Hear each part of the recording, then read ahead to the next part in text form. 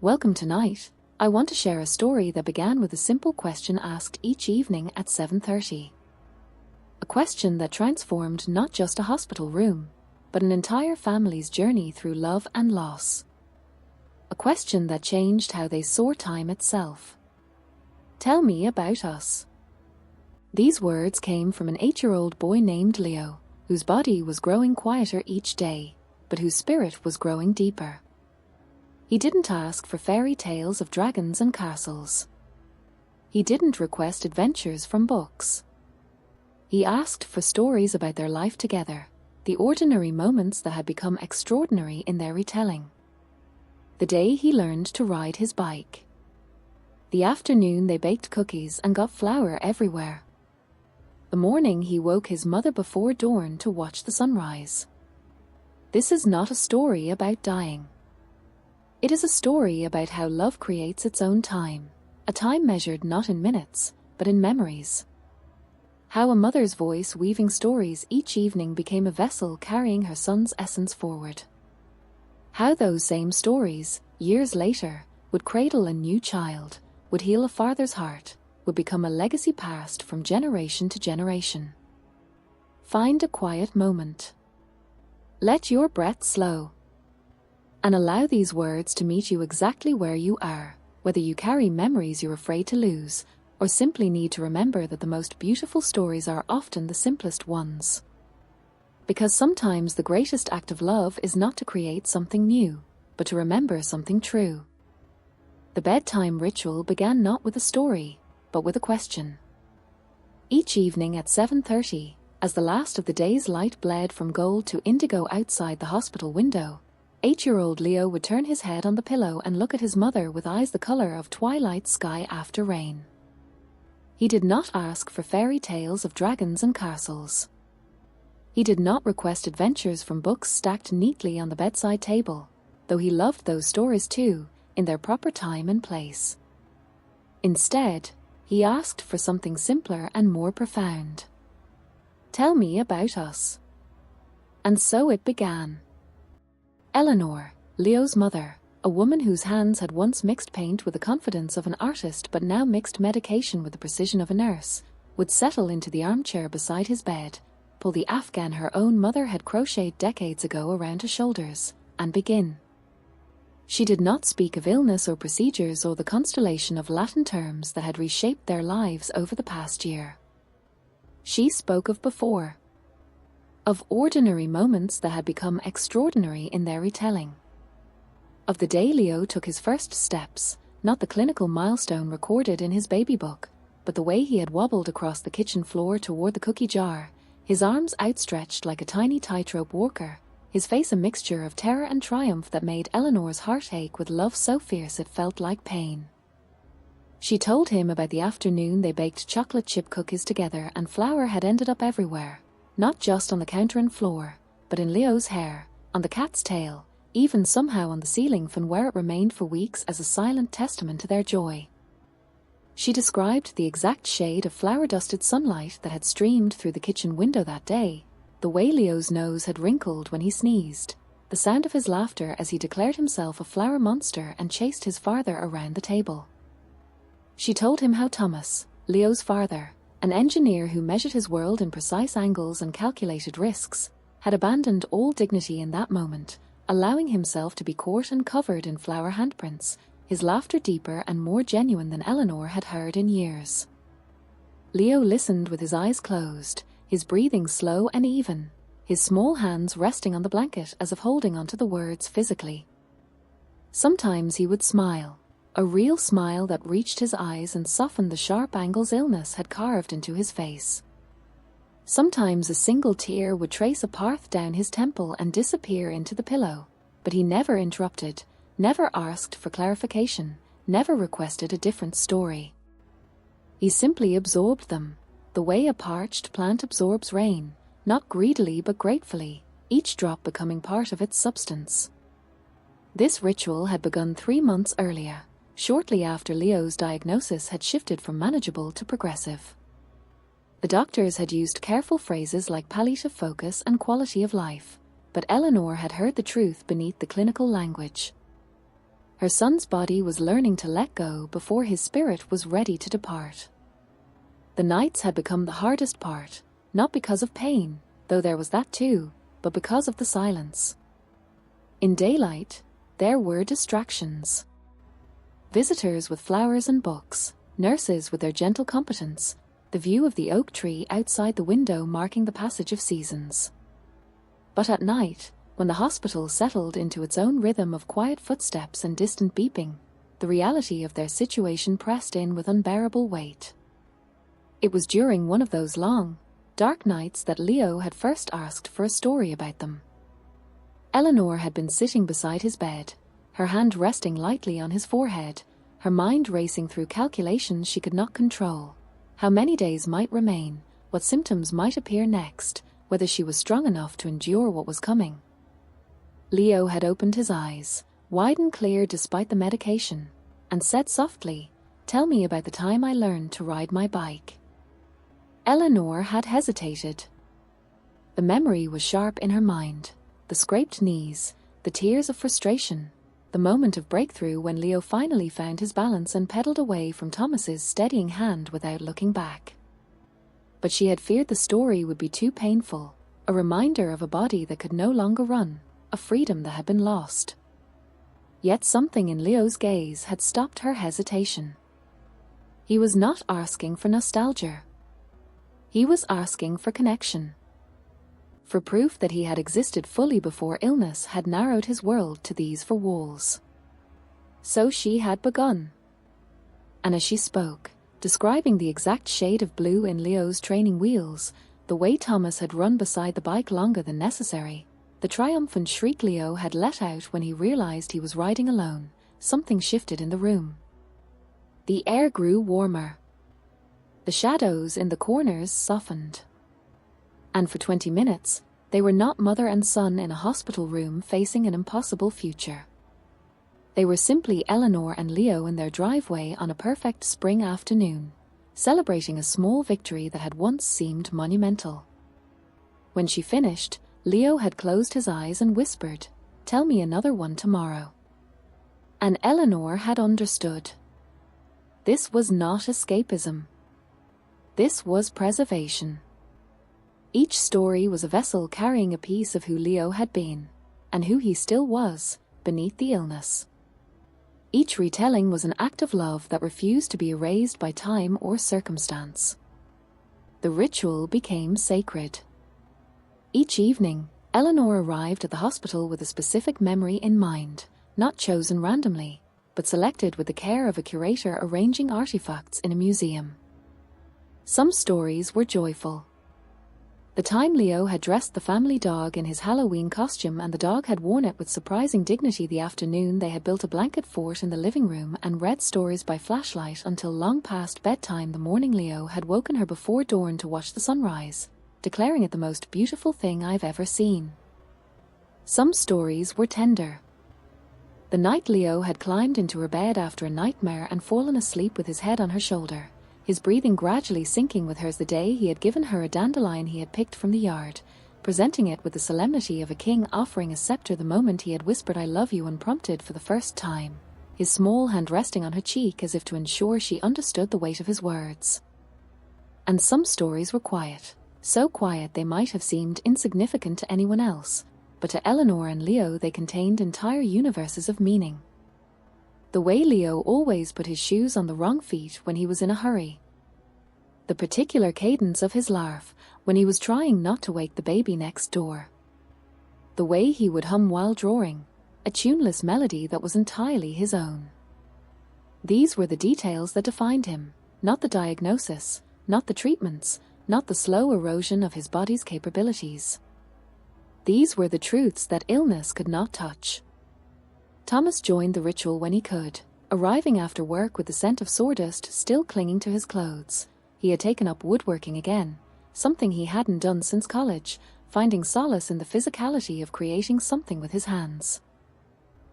He brought his own stories to the collection, memories Eleanor had not witnessed but that enriched their shared narrative.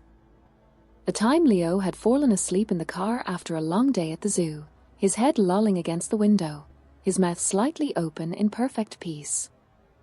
The afternoon Leo had tried to help him fix the leaky faucet in the bathroom, handing him tools with solemn concentration and declaring himself Daddy's best assistant. The evening Leo had sat beside him on the porch swing, not speaking, just watching fireflies blink their coded messages in the gathering dark, and Thomas had felt a connection so profound it had brought unexpected tears to his eyes. These stories were not performed for an audience. They were not recorded or transcribed, though Eleanor sometimes wished they could be preserved exactly as spoken. They existed only in the space between mother and son, in the warmth of the bedside lamp casting long shadows across the wall, in the gentle rhythm of Leo's breathing as he drifted towards sleep. They were ephemeral by nature, spoken into existence each evening and then released, like dandelion seeds carried on the wind. But their impermanence did not diminish their power. If anything, it heightened it. Each story was a gift offered freely, received gratefully, and then allowed to become part of the fabric of their shared history. The nurses who worked the evening shift began to recognize the ritual. They would pause their rounds when passing room 7, listening for the soft cadence of Eleanor's voice weaving stories into the quiet air.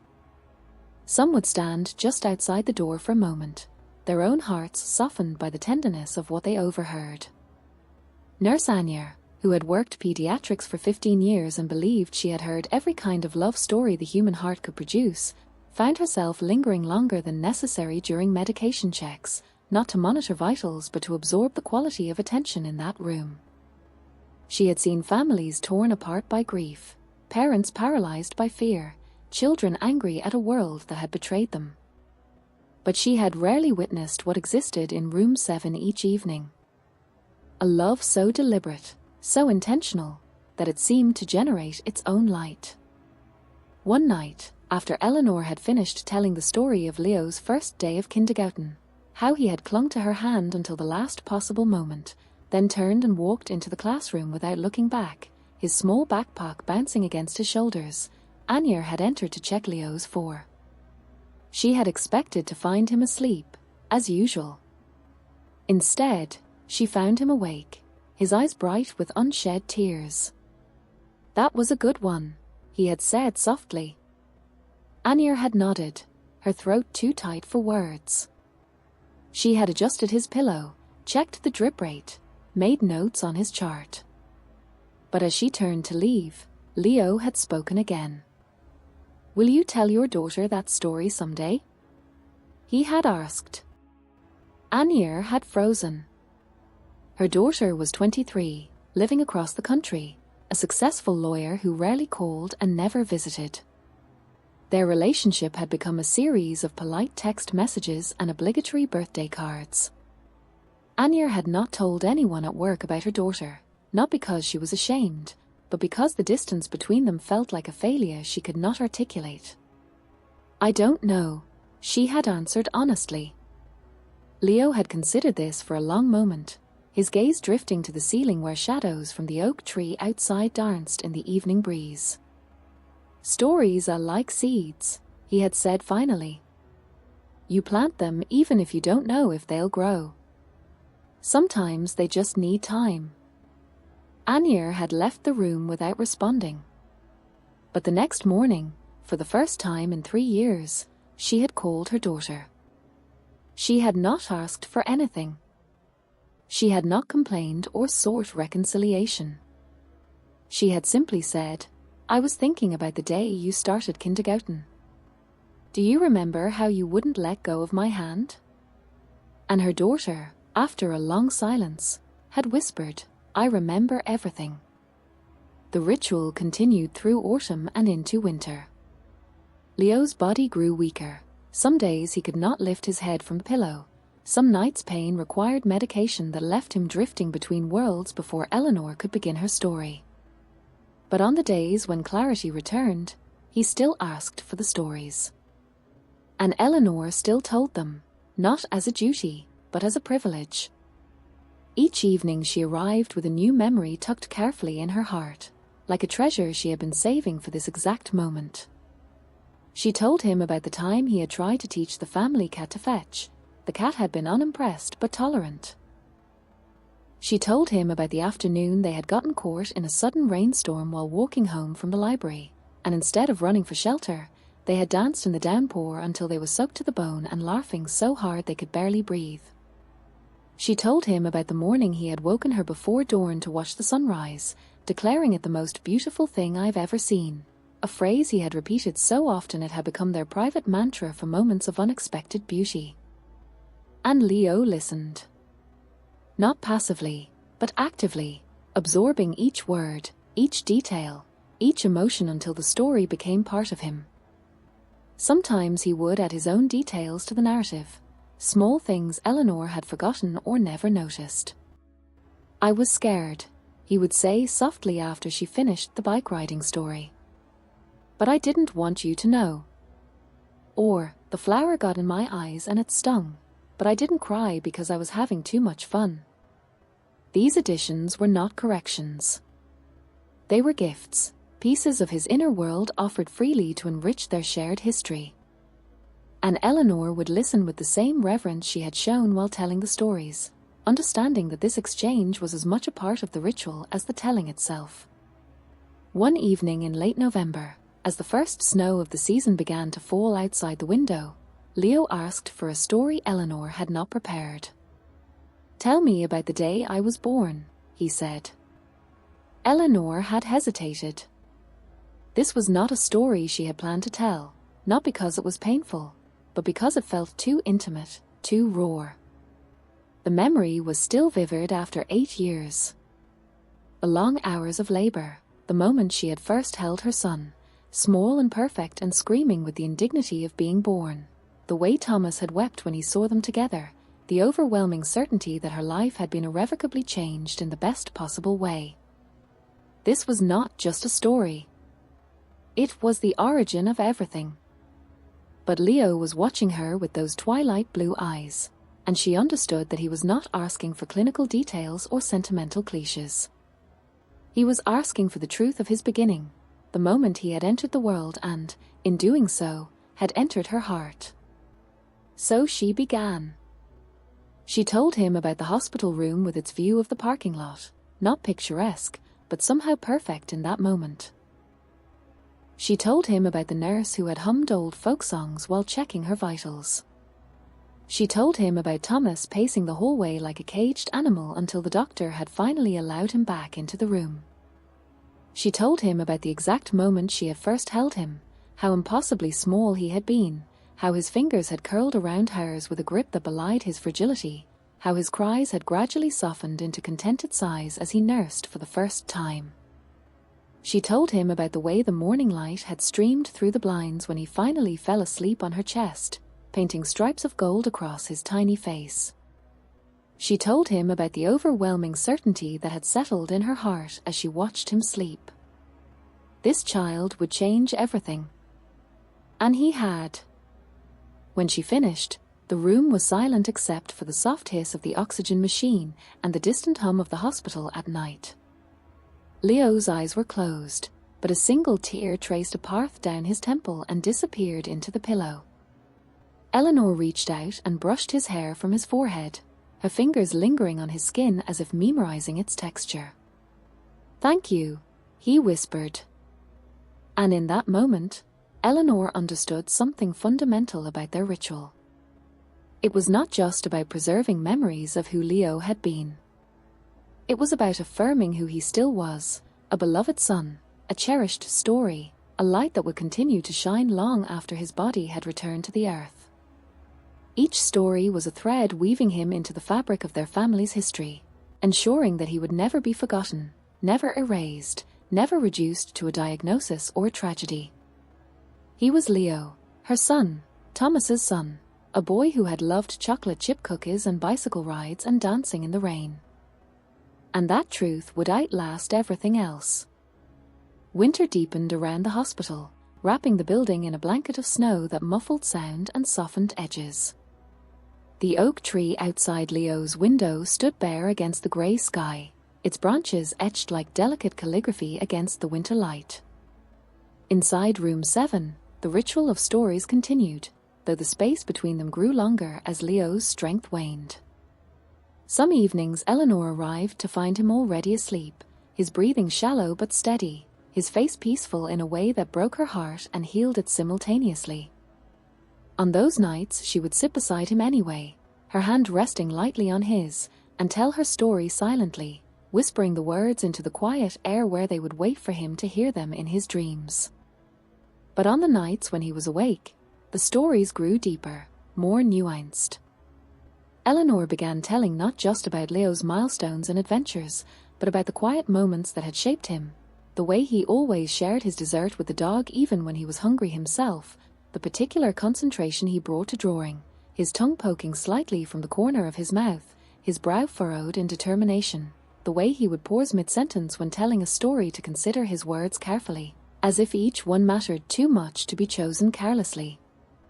These were the details that defined him, not the grand gestures or dramatic moments, but the small, consistent choices that revealed his character. And as Eleanor spoke them aloud each evening, she felt herself falling in love with her son all over again. Not the son illness was stealing from her, but the son who had always existed beneath the surface of symptoms and treatments. Thomas brought his woodworking projects to the hospital on weekends, setting up a small folding table by the window where he could work while Leo napped or listened to his mother's stories. He was building a rocking horse, a project he had started months earlier, intending it as a gift for a friend's new baby. But as the weeks passed and the horse took shape under his hands, he realized he was not building it for anyone else. He was building it for Leo. Not because Leo would ever ride it, Thomas knew that truth with a certainty that settled deep in his bones, but because the act of creation was its own form of love. Each curve of the horse's neck, each carefully sanded edge, each tiny hoof carved with painstaking precision was a prayer offered without words. A hope. A promise that beauty could still exist even in the midst of loss. Leo watched his father work with the quiet fascination of someone who understood that some things matter not for their utility but for their intention. He did not ask questions about the project. He did not request updates or express impatience for its completion. He simply observed, the way Thomas's hands moved with a confidence that belied the turmoil in his eyes, the way sawdust collected in the lines of his palms like gold dust, the way his breathing slowed and deepened when he was fully absorbed in his work. And sometimes, when Thomas looked up from sanding a particularly stubborn edge, he would find Leo watching him with an expression of such pure love that it felt like a physical touch. One afternoon in January, during a rare pain-free hour when the winter sun streamed through the window in thick golden beams, Thomas set aside his tools and sat beside Leo's bed. "Tell me a story," he said softly. Leo looked at him, surprised. It was always Eleanor who told the stories. Thomas listened, he nodded, he sometimes added his own details, but he had never been the storyteller. Yet something in his father's gaze, the vulnerability there, the quiet plea, made Leo understand that this request was not about entertainment or distraction. It was about connection. So Leo began. Not with a story about himself, but with a story about his father. He told Thomas about the day he had learned to tie his shoes, a memory Thomas had forgotten but Leo had carried with him like a treasure. He described the exact spot on the living room floor where they had sat, the patch of carpet worn thin by years of foot traffic, the particular shade of blue in Thomas's work shirt that day, the way his father's hands had been so gentle despite their size and strength, the patience in his voice as he demonstrated the bunny ears method over and over until Leo's small fingers finally understood the motion.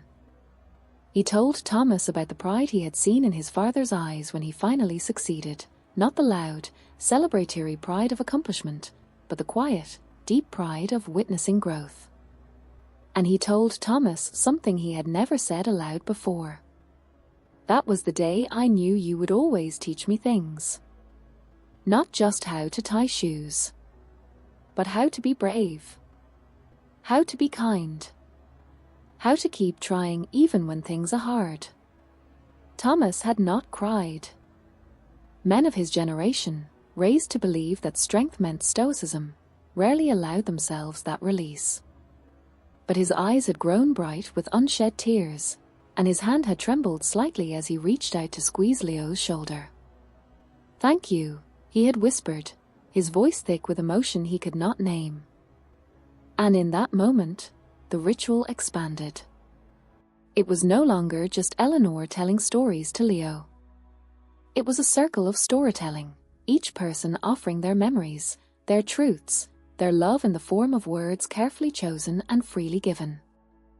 Thomas began bringing his own stories to the evening ritual, memories of his childhood that he had not thought of in decades, stories of his parents and grandparents that connected Leo to a lineage he would never know in person but could carry in his heart.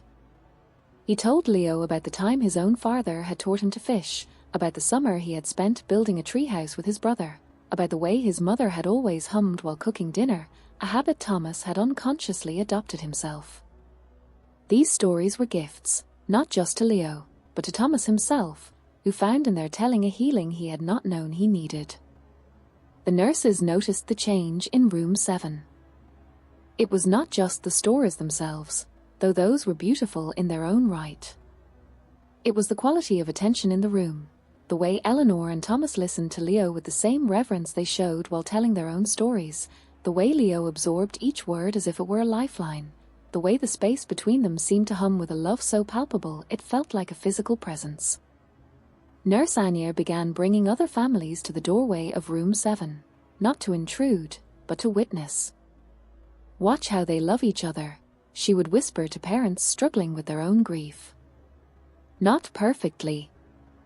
Not without pain. But deliberately. Intentionally. That's what matters." One mother, whose daughter had been in room 9 for 6 months and who had spent most of that time paralyzed by fear and anger, stood outside room 7 one evening and listened to Eleanor tell the story of Leo's first snowman.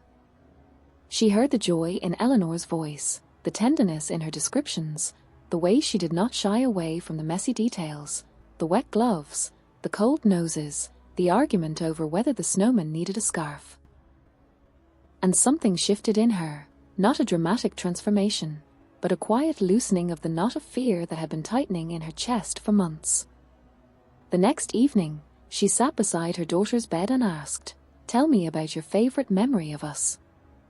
And her daughter, who had not spoken in days, had opened her eyes and whispered, "The time we baked cookies and got flour everywhere." The ritual was spreading, not as a program or intervention, but as a quiet contagion of love. Families throughout the East Wing began creating their own evening rituals.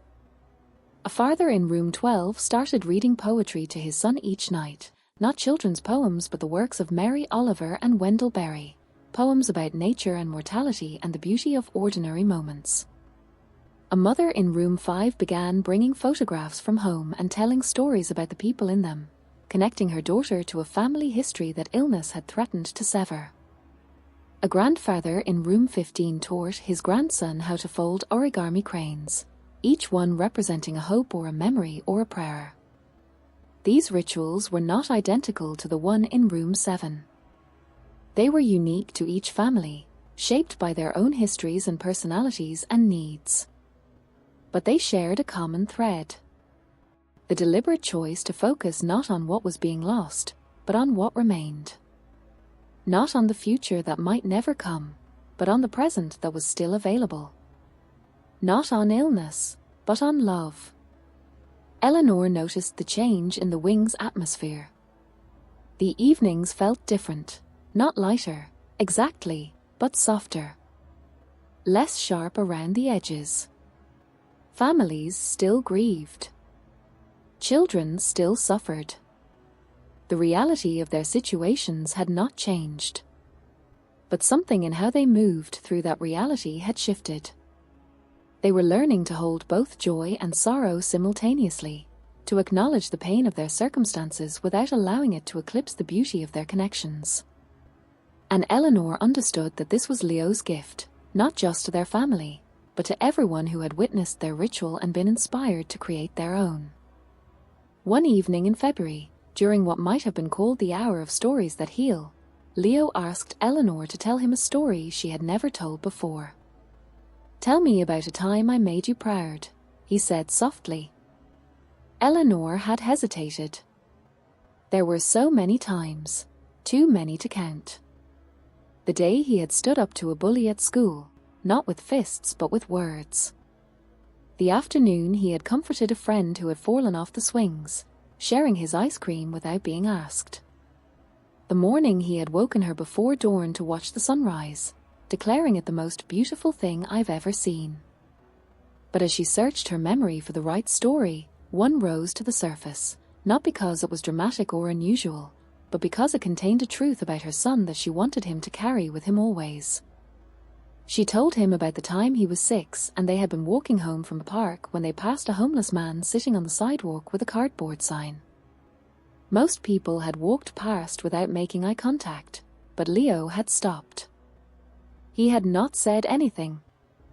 He had simply reached into his pocket, pulled out the granola bar his mother had packed for his snack, and handed it to the man.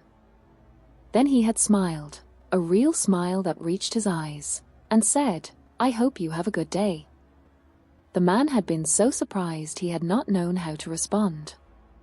He had simply nodded, his eyes glistening with tears he would not allow to fall. And Leo had taken Eleanor's hand and continued walking home, as if he had not just performed an act of profound kindness. "I didn't say anything at the time," Eleanor told her son now, her voice soft with memory. "I didn't want to make it into a lesson or a moment. But that night, after you were asleep, I cried. Not because I was sad. Because I was so proud of the person you were becoming. You didn't give that man your snack because you thought you should.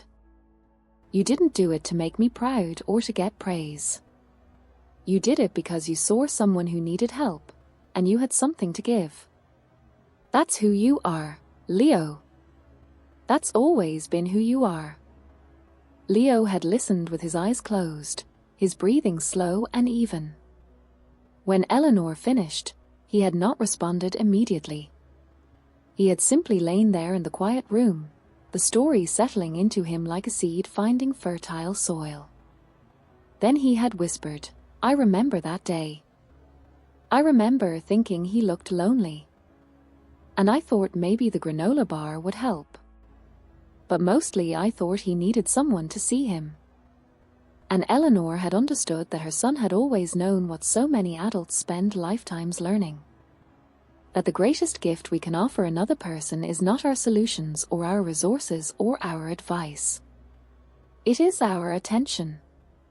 Our willingness to see them, to truly see them, and to acknowledge their humanity with our own. The winter months passed slowly, each day measured not in hours but in stories. Leo's body continued its gradual journey toward stillness, but his spirit seemed to grow stronger with each passing evening. He began requesting specific stories, not randomly, but with intention. "Tell me about the time we danced in the rain," he would say on a day when pain had been particularly sharp.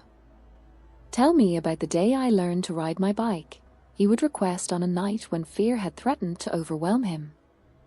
He was using the stories as anchors, touchstones to remind him of who he was beneath the illness, of the joy and courage and love that had defined his life before diagnosis and would continue to define it after. And Eleanor understood that this was not escapism. This was resistance. A quiet, deliberate refusal to allow illness to be the final word on his existence. One evening in late March, as the first hints of spring began to appear outside the window, a single crocus pushing through the snow, a bird returning to the oak tree's bare branches, Leo asked for a story Eleanor had been saving. "Tell me about the future," he said. Eleanor had frozen, her hand hovering over the blanket. The future was a territory they had carefully avoided in their stories, not out of fear, exactly, but out of respect for the present moment. They had focused on the past because the past was certain. The future was not. And yet, here was Leo, asking for it anyway. "What do you want to know?" she had asked carefully. Leo had considered this for a long moment, his gaze drifting to the ceiling where shadows from the oak tree danced in the evening breeze. "Tell me about the person I'll become," he had said finally. "Not the sick person. The real me. The one who stays." And Eleanor had understood. He was not asking for predictions or fantasies. He was asking for assurance, proof that his essence, his spirit, his love would not disappear when his body did. So she began to tell him about the future, not as a place he would go, but as a presence he would leave behind. She told him about the way his laughter would echo in the memories of his friends, about the kindness he had shown others would ripple outward in ways he could never know, about the stories she and Thomas would tell their future children, if they were blessed with any, about the brother who had taught them how to love more deeply. She told him about the way his absence would create space in their hearts, not an empty space, but a sacred one, a place where his memory would live and grow and change them for the better. She told him about the legacy of love he was leaving behind, not in grand gestures or dramatic accomplishments, but in the small, consistent choices he had made each day to be kind, to be brave, to be present. And she told him something she had not allowed herself to believe until this moment. That death was not an ending, but a transformation. That love, once given, could never be taken away. That he would always be a part of their story, yesterday, today, and tomorrow. When she finished, the room was silent except for the soft hiss of the oxygen machine and the distant hum of the hospital at night. Leo's eyes were closed, but a peaceful smile played at the corners of his mouth. And Eleanor knew, with a certainty that settled deep in her bones, that he had heard her. Not just with his ears, but with his heart. That he understood. That he was ready. Leo left on an April morning when the world was soft with new green, and the oak tree outside his window wore its first pale leaves like promises kept. There was no struggle at the end, no dramatic final breath that demanded witness. Instead, there was a gradual softening, like a wave returning to ocean, like a sigh finding its home after a long journey. His parents sat on either side of the bed, their hands resting lightly on his, one palm upturned to receive, one palm downturned to release. The bedside lamp still glowed with its warm golden light, casting long shadows across the wall where memories of stories still lingered in the air. And in that moment, the room held not emptiness but fullness, a presence so palpable it seemed to thicken the air, to slow time itself. For 3 days after his departure, the ritual of stories continued, not in room 7, which was being prepared for its next occupant, but in the small house on the edge of town where Eleanor and Thomas had raised their son. Each evening at 7:30, they would sit together in the living room where Leo had taken his first steps, where they had danced in the rain, where they had built blanket forts and read stories by flashlight. Eleanor would begin a story, not about Leo's illness or his final days, but about the boy he had been before diagnosis claimed him. She would tell Thomas about the afternoon they had baked cookies and gotten flour everywhere, about the morning Leo had woken her before dawn to watch the sunrise, about the day he had learned to ride his bike and pedaled away from his father's steadying hand without looking back. And Thomas would listen with his eyes closed, his breathing slow and even, his hand resting lightly on Eleanor's as if drawing strength from her words. They did not tell these stories to escape their grief. They told them to honor it. To acknowledge that the love they had shared with their son was too vast, too profound, to be contained by the boundaries of his physical existence. Each story was a vessel carrying a piece of who Leo had been, and who he still was, in their hearts and memories. Each retelling was an act of love that refused to be erased by time or circumstance. And slowly, almost imperceptibly, something began to shift in their grief, not a healing, exactly, but a transformation. The sharp edges softened. The weight became more bearable. The memories brought smiles alongside tears, laughter alongside sorrow. They were learning to hold both joy and grief simultaneously, to acknowledge the pain of their loss without allowing it to eclipse the beauty of their love. 6 months after Leo's passing, Eleanor discovered she was pregnant. The news came not as joy or relief, but as terror, a fear so profound it threatened to paralyze her. How could she love another child when her heart was still shattered by the loss of her son? How could she bring a new life into a world that had taken Leo away? How could she be the mother this child deserved when she was still grieving the mother she had been to Leo? She did not share the news with Thomas immediately. She needed time to process it alone, to sit with her fear and see if it would loosen its grip on her heart. But Thomas noticed the change in her. He saw the way she hesitated before entering Leo's room, which they had kept exactly as it was, with his toys still on the shelves and his drawings still taped to the walls. He saw the way she lingered at the window each morning, watching the oak tree in their backyard, the twin of the one outside Leo's hospital window, shed its autumn leaves and stand bare against the winter sky. He saw the way she sometimes reached for his hand in the middle of the night, her fingers cold and trembling, and he knew she was carrying something heavy. One evening, as they sat together in the living room where the ritual of stories had begun, Thomas reached for Eleanor's hand and asked gently, "What's wrong?" And Eleanor told him. She told him about the pregnancy test hidden in her purse, about the fear that had taken root in her heart, about the terror of loving another child when she was still learning how to live without Leo. She told him about the dreams she had been having, dreams where Leo was a baby again, where she held him in her arms and whispered stories into his ear, where he looked up at her with those twilight blue eyes and smiled. She told him about the guilt she felt for even considering bringing another child into their lives, a child who would never know Leo, who would grow up in the shadow of a brother they had lost. Thomas listened without interrupting. When she finished, he did not offer platitudes or reassurances. He did not tell her everything would be okay, or that Leo would want them to be happy. Instead, he reached into his pocket and withdrew a small, worn notebook, the one he had used to sketch designs for the rocking horse he had built for Leo. He opened it to a page near the end and handed it to Eleanor. On the page was a drawing, not of the rocking horse, but of a family. A mother and father holding hands, a small boy with a backpack bouncing against his shoulders, and in the mother's arms, a tiny baby wrapped in a blanket. Above the drawing, Thomas had written a single sentence in his careful script.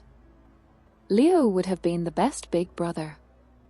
Eleanor had read the words once. Then again. Then she had looked at Thomas, her eyes filling with tears she had not known she was holding. And in that moment, something shifted in her, not a dramatic transformation, but a quiet loosening of the knot of fear that had been tightening in her chest for months. She understood that this new child was not a replacement for Leo. This child was an extension of him, a continuation of the love they had shared with their son, a vessel for the stories and memories and lessons he had left behind. And she understood something else, something even more profound. That Leo's love was not a finite resource to be divided between children. It was infinite. It could expand to hold this new life without diminishing what remained for him. 9 months later, on a spring morning when the world was soft with new green and the oak tree in their backyard wore its first pale leaves like promises kept, Eleanor gave birth to a daughter. They named her Maya, Sanskrit for illusion, but also for magic, for the veil between worlds, for the beauty that makes life worth living despite its sorrows. Maya arrived red-faced and crying, her fingers already curled as if grasping for the light she had left behind. Thomas held her and felt the world regain its axis, not the same axis as before, but a new one, true and steady. Maya had Eleanor's thoughtful eyes but Leo's smile, that same curve of lips suggesting quiet joy even in sleep. When she was 3 days old, Eleanor placed a single crocus blossom on her chest as she slept. Maya's tiny hand closed around the stem, and in that moment both parents understood. This was not replacement. This was continuation. Maya grew into a child who seemed to carry both sorrow and joy in equal measure, a girl who cried when she stepped on an ant but laughed with abandon at bubbles, who asked profound questions at bedtime, do stars get lonely, and collected rocks with the same reverence Leo had shown. At 3, She began referring to Leo as my sky brother, a phrase she invented herself after Eleanor explained that Leo lived in the sky now. "No, Mommy," Meyer corrected gently one evening, pointing to the sunset. "He doesn't live in the sky. He is the sky. And the trees. And the quiet when I listen really hard." Eleanor had no words. She simply held her daughter tighter, understanding that some truths bypass intellect and speak directly to soul. They told Meyer about Leo not as tragedy but as gift. They showed her photographs, the flower-covered chaos of cookie baking, the triumphant grin after learning to ride a bike, the peaceful smile while sleeping in the blanket fort. They took her to the park where Leo had played, to the library where he had chosen books, to the spot on the sidewalk where he had given his granola bar to a homeless man. They sat beneath the oak tree in their backyard and told her how her brother had loved its crooked branches, how he'd watched its cycles of bloom and fruit and bareness with patient attention. Meyer would place her small hand against the bark and close her eyes. "He's still growing here," she'd announce with toddler certainty. And in a sense, she was right. The tree's rings held his years within them. Its leaves carried the memory of his laughter on the wind. Its shade offered rest to a sister who would never know him with her eyes but would know him with her heart. And every evening at 7:30, as the last of the day's light bled from gold to indigo outside the window, Eleanor would tuck Meyer into bed and begin the ritual that had sustained them through the darkest days of their lives. "Tell me a story," Meyer would request, her eyes wide with anticipation. And Eleanor would begin. Not with fairy tales of dragons and castles. Not with adventures from books stacked neatly on the bedside table. But with stories about them. About the time Leo had tried to teach the family cat to fetch. The cat had been unimpressed but tolerant. About the afternoon they had gotten caught in a sudden rainstorm while walking home from the library, and instead of running for shelter, they had danced in the downpour until they were soaked to the bone and laughing so hard they could barely breathe. About the morning Leo had woken her before dawn to watch the sunrise, declaring it the most beautiful thing I've ever seen. Meyer listened with the same rapt attention Leo had shown, her small hands resting on the blanket, her breathing slow and even, her eyes closing as the story wove its magic around her. Sometimes she would smile, a real smile that reached her eyes and softened her face. Sometimes a single tear would trace a path down her temple and disappear into the pillow. But she never interrupted, never asked for clarification, never requested a different story. She simply absorbed them, the way a parched plant absorbs rain, not greedily but gratefully, each drop becoming part of her substance. One evening, when Meyer was 5, she asked a question that stopped Eleanor mid-sentence. "Mommy," she said softly, her eyes still closed. "Was Leo like a hero?" Eleanor had hesitated. She had thought about all the ways society defines heroism: bravery in the face of danger, self-sacrifice for a greater good, extraordinary accomplishments that change the world. And she had realized that Leo had not been any of those things, not in the conventional sense. He had not saved lives or performed daring rescues or achieved fame or fortune. He had simply been a boy who loved deeply, who noticed beauty in ordinary moments, who chose kindness when it would have been easier to be selfish, who faced his own mortality with a grace that humbled everyone who witnessed it. And she had answered honestly. He was better than a hero, my love. He was real. Meyer had considered this for a long moment, her small brow furrowed in concentration. Then she had whispered, "I want to be real too." And Eleanor had understood that the ritual of stories was not just about preserving memories of who Leo had been.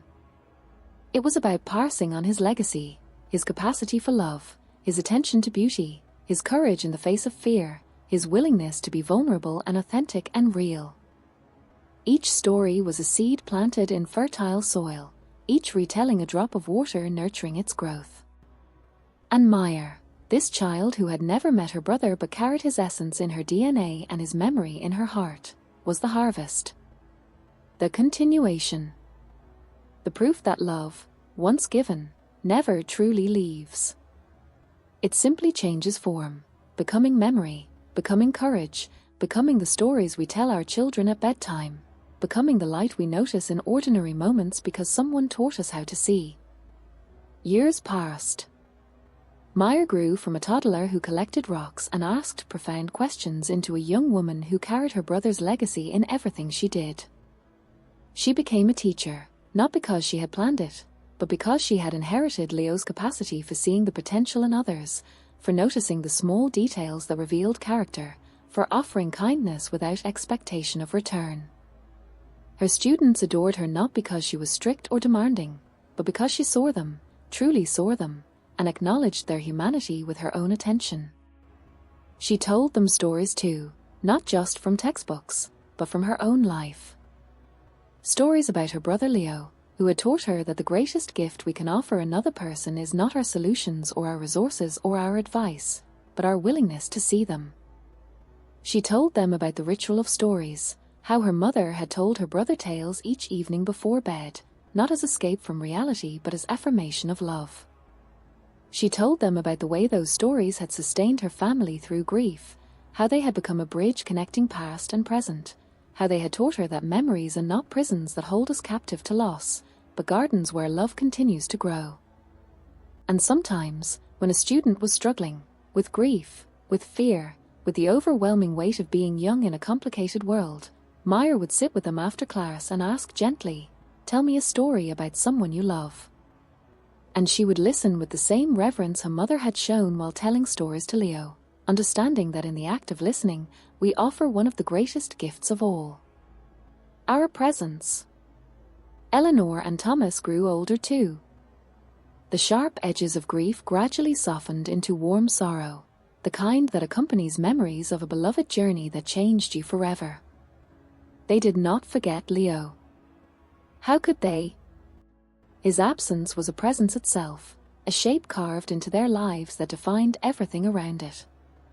But they learned to carry him not as a weight but as a lens, seeing the world through eyes he had helped them open. Eleanor returned to painting, her canvases glowing with a luminosity that had been absent before Leo's illness. She did not paint his face or recreate scenes from a hospital. Instead, she painted the quality of attention Leo had embodied. The way morning light fell across a windowsill, the intricate architecture of a single leaf's veins, the subtle shift in shadow as afternoon deepened toward evening. Critics called her new work meditative. Collectors paid premium prices for pieces that seemed to hold space for contemplation. But Eleanor knew the truth. She was not creating art. She was practicing the stories her son had left behind. Each brushstroke was an answer to the question he had asked each evening. "Tell me about us." Thomas continued woodworking, his hands growing more skilled with each passing year. He built furniture for their home, not out of necessity, but out of love. A rocking chair for the porch where he and Eleanor would sit in the evenings and watch the sunset. A bookshelf for Maya's growing collection of stories.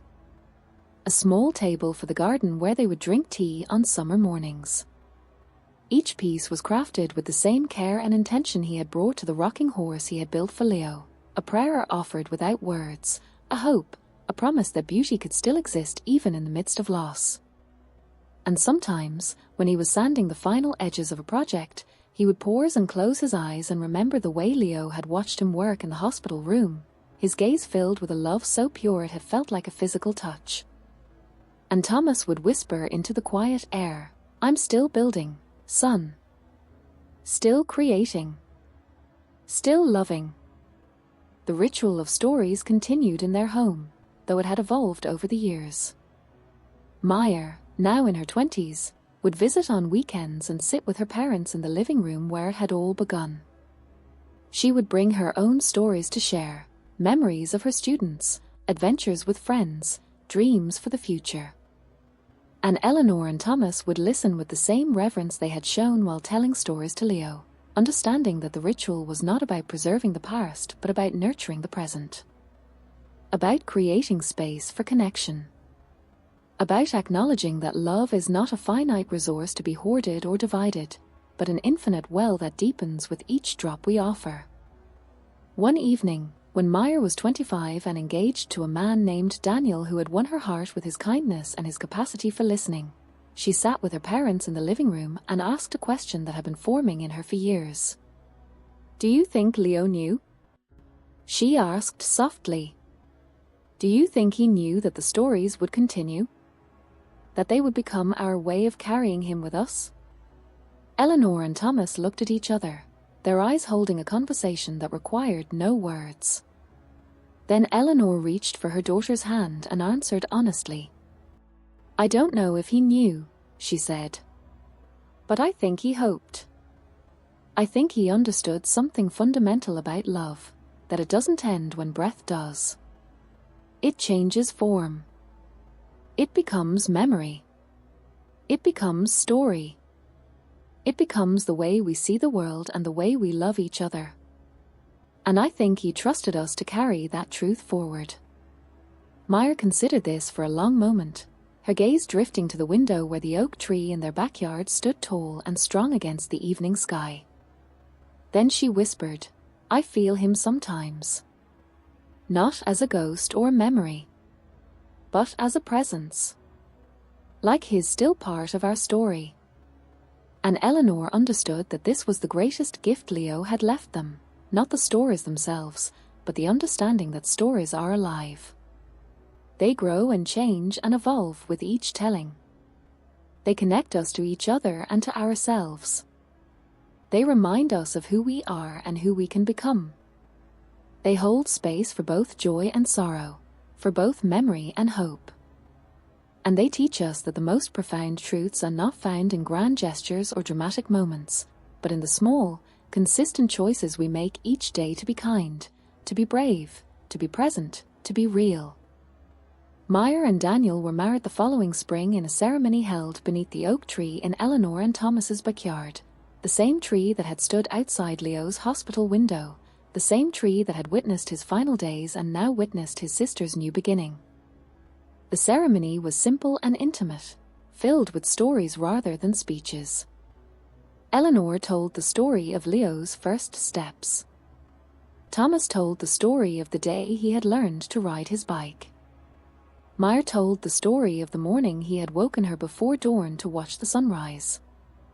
And as she spoke, her voice clear and strong in the spring air, something shifted in the space around them, not a ghost or a memory, but a presence. A feeling of completion. A sense that Leo was there, not as a spectre haunting their joy, but as a thread woven into the fabric of their celebration, a part of their story that would always remain. After the ceremony, as guests mingled beneath the oak tree and the setting sun painted the sky in hues of rose and gold, Meyer found herself standing alone for a moment, her hand resting lightly on the tree's rough bark. She closed her eyes and whispered into the quiet air, "Thank you, Leo, for teaching me how to be real." And in that moment, a breeze stirred the leaves above her head, and a single leaf detached from a branch and spiraled downward, landing gently at her feet. Meyer picked it up and held it in her palm, a perfect, heart-shaped leaf with veins that branched outward like tiny rivers carrying life to every corner. And she understood, with a certainty that settled deep in her bones, that this was not coincidence. This was connection. This was love, transformed, but not diminished. Changed, but not lost. Alive in the stories they told, in the memories they carried, in the way they loved each other and the world around them. Years later, when Meyer and Daniel had children of their own, a boy they named Leo and a girl they named Clara, Eleanor would sit with her grandchildren in the same living room where the ritual had begun and tell them stories about their uncle. She would tell them about the time he had tried to teach the family cat to fetch. The cat had been unimpressed but tolerant. She would tell them about the afternoon they had gotten caught in a sudden rainstorm while walking home from the library, and instead of running for shelter, they had danced in the downpour until they were soaked to the bone and laughing so hard they could barely breathe. She would tell them about the morning he had woken her before dawn to watch the sunrise, declaring it the most beautiful thing I've ever seen. And her grandchildren would listen with the same rapt attention their mother and uncle had shown, their small hands resting on the blanket, their breathing slow and even, their eyes closing as the story wove its magic around them. Sometimes they would smile, a real smile that reached their eyes and softened their faces. Sometimes a single tear would trace a path down their temple and disappear into the pillow. But they never interrupted, never asked for clarification, never requested a different story. They simply absorbed them, the way a parched plant absorbs rain, not greedily but gratefully, each drop becoming part of their substance. And one evening, when little Leo was 5 and his sister Clara was 3, Leo looked up at his grandmother with eyes the color of twilight sky after rain and asked softly, "Grandma, was Uncle Leo like a hero?" Eleanor had hesitated. She had thought about all the ways society defines heroism: bravery in the face of danger, self-sacrifice for a greater good, extraordinary accomplishments that change the world. And she had realized that Leo had not been any of those things, not in the conventional sense. He had not saved lives or performed daring rescues or achieved fame or fortune. He had simply been a boy who loved deeply, who noticed beauty in ordinary moments, who chose kindness when it would have been easier to be selfish, who faced his own mortality with a grace that humbled everyone who witnessed it. And she had answered honestly, just as she had answered her daughter years before. He was better than a hero, my love. He was real. Little Leo had considered this for a long moment, his small brow furrowed in concentration. Then he had whispered, "I want to be real too." And Eleanor had understood that the circle was complete. The ritual of stories had not ended with Leo's passing. It had simply transformed, becoming a legacy passed from generation to generation, a thread connecting past and present and future, a testament to the truth that love, once given, never truly leaves. It simply changes form, becoming memory, becoming courage, becoming the stories we tell our children at bedtime, becoming the light we notice in ordinary moments because someone taught us how to see. The oak tree in the backyard continued to grow, its branches reaching wider, its roots digging deeper with each passing year. It had witnessed Leo's final days and Maya's wedding and the births of her children. It had stood through storms and droughts and seasons of abundance. It had become more than a tree. It had become a living monument to the family's story, a silent witness to their love and their loss and their resilience. And sometimes, when the wind stirred its leaves just so, Eleanor would close her eyes and listen, and she would hear not just the rustle of branches but the echo of stories, stories of a boy who had taught them how to love more deeply, how to see more clearly, how to be real. And in those moments, she would whisper into the quiet air, "Thank you, Leo. For the stories. For the love. For being real." And she would feel, not with her ears, but with her heart, a presence beside her. Not as memory. Not as ghost. But as love, transformed, but not diminished. Changed, but not lost. Alive in the stories they told, in the memories they carried, in the way they loved each other and the world around them. And so the stories continue. Not frozen in time, but alive, growing and changing with each telling. The ritual that began in a hospital room between a mother and her son has become a thread woven through generations. From Leo to Maya, from Maya to her children, from those children to their children yet to come. Each story a seed. Each retelling a drop of water. Each listener a new branch reaching for light. Leo never knew his stories would become a legacy. He simply asked for them because in that moment, they were all he needed, a way to hold onto who he was when everything else was slipping away. But in asking, he gave his family something far greater than comfort. He gave them a practice. A way to carry love forward when the one they loved was gone. A way to transform grief not into an ending, but into a continuation. If this story touched something in you tonight, if it reminded you of a story waiting to be told, or a memory waiting to be shared, carry that truth into tomorrow. Tell someone about a moment you shared. Listen when someone offers you their story. Because stories are not just about the past. They are bridges. They connect us to each other. They remind us that love, once given, never truly leaves. It simply changes form, becoming memory, becoming courage, becoming the words we whisper to our children at bedtime. If these words brought you peace, consider subscribing. Here we do not avoid life's hardest moments. We meet them softly and discover the light waiting within them. Before you go, close your eyes for just one breath. Ask yourself gently, what story would I tell someone I love tonight? And carry that question with you into the night, not as burden, but as invitation. You are seen. You are held. And the stories you carry in your heart are more powerful than you know.